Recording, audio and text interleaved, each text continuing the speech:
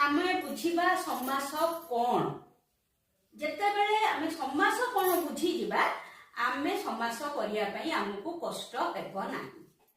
वाक्य मध्यरे परस्पर संबंध थिबा दुई बा ततोधिक पद को जेउ प्रक्रिया द्वारा गोटे पदरे परिणत करा जाई पारे ताहाकु समास कहा जाय। एहा द्वारा वक्तव्य संक्षिप्त और सहज हुए।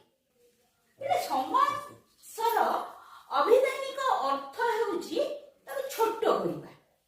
प्रथमटा होची समस्त पद बा समास निष्पन्न पद। ता पाखडा देखो समस्य मान पद। ता परटा हला व्यास वाक्य बा विग्रह वाक्य। समास सहित एई तीनोटी जिनिस जोडी हिकी अछि। एई तीनोटी जिनिस नथिले समास हेई परिबो नाही।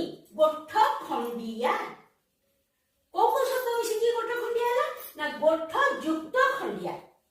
तापरे कोन हला व्यास वाक्य कोन होबो गोठ आ खंडिया भीतर संपर्क केमति हम जानबा ना गोठ रु खंडिया।